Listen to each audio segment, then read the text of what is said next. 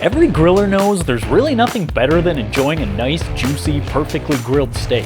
But on the other hand, there's also nothing worse than cutting into it to find out that you accidentally overdid it. But don't worry, you're not the only grill master that's missed the mark of steak perfection. We've all done it. Which is why this week on Kingsford Tips from the Grill, we're covering one of our favorite, most trusted grill techniques, the reverse sear method. And in this episode, we'll cover what the reverse sear method is, why it works so well, and how to nail it every time. And if you're lucky, we might even throw in a secret compound butter recipe. But for now, let's get started. Time to set up the grill. This part is actually really easy, but it's important. For this cook, we're using a kettle style grill, and here at Kingsford, we'll be using our very own charcoal because it's the best. And it's the best not because we love it, it's actually the other way around. We love it because it's the best. Wow, I guess reversing just two things really can make a difference. Anyway, the kettle grill lets you set up two zones, one cooler side for indirect cooking and one hot side for that final sear. So that's what we're setting up here today. And to start, I'm only lighting about half a chimney of charcoal because for the first part of this cook, you don't want it to be too hot. So on the indirect side, we'll be aiming for the ambient temperature to be right around 250. Once the top coals are ashing over like this, I'm gonna dump them in, tuck them over to one side, making this the indirect side. And when I put the lid on, I'm going to put the vents right over that side, and as the airflow draws in through the bottom vents, it's going to hit the lit coals and sweep the heat and delicious charcoal flavor across to the indirect side and out the top vent. My vents are adjusted to lock in that 250 temp we're aiming for. It's cold out today where I am, so I have them a bit more open, but on a hot summer day, they'd be slightly more closed to dampen the airflow. And while we're talking precision, another way to cut out some of the guesswork is having one of these probe thermometers. You can attach them directly to the grill grate on the indirect side to know exactly how hot the ambient grill temperature is. Then it's easier to know when it's time to put the steak on. And since Kingsford charcoal burns so consistently, once the grill is set, we don't have to deal with any wild temperature swings. Just stable, reliable heat, just the way we like it. Now for the steak part. Typically, the thicker the steak is, the harder it is to get that desired even doneness all the way through. But with the reverse sear method, it won't be hard at all. You also want to look for something with good marbling because while it's in the low and slow phase of the cook, it's going to render all of that fat into delicious flavor and texture that you really only get from that quality time spent cooking at a low temp. And for seasoning, I just brush it with a thin layer of oil, then hit it with kosher salt and black pepper. And don't be afraid to season it generously because with a thick steak, when you make the cuts, the seasoning is really only on the edges, so you really don't have to worry about too much being overpowering.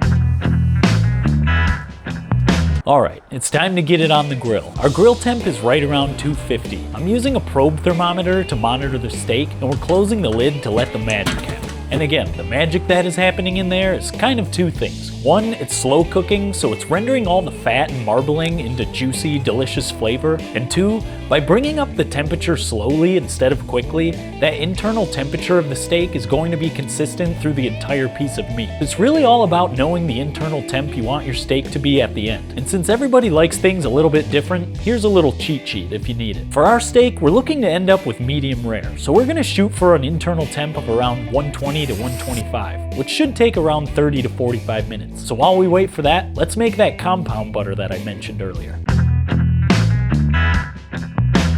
Start with 2 sticks of softened, salted butter. Throw it in a mixing bowl with chopped parsley, chopped green onion, red pepper flakes, and minced garlic. If you want precise measurements, aim for around 2 tablespoons of each ingredient. Then grab a fork and mash it all together. Once it looks like this, set it aside, and we'll be using it in a little bit later on in the cook.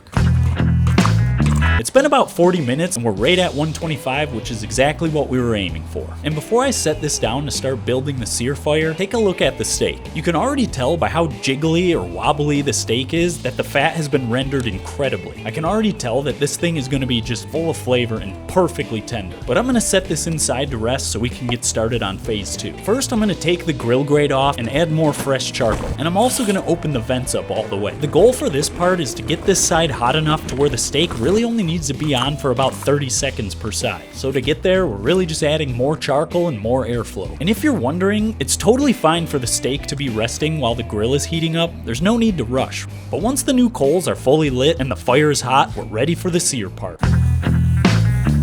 The steak is gonna go on right over the hottest coals. And if we succeeded in getting it hot enough, it should only need about 30 to 60 seconds per side. And remember, we're not cooking it more, we're really just building that crust. So once that steak is getting a nice deep brown crust, maybe 30 seconds on each side, you can also hit the edges to get that fat cap rendered and crispy.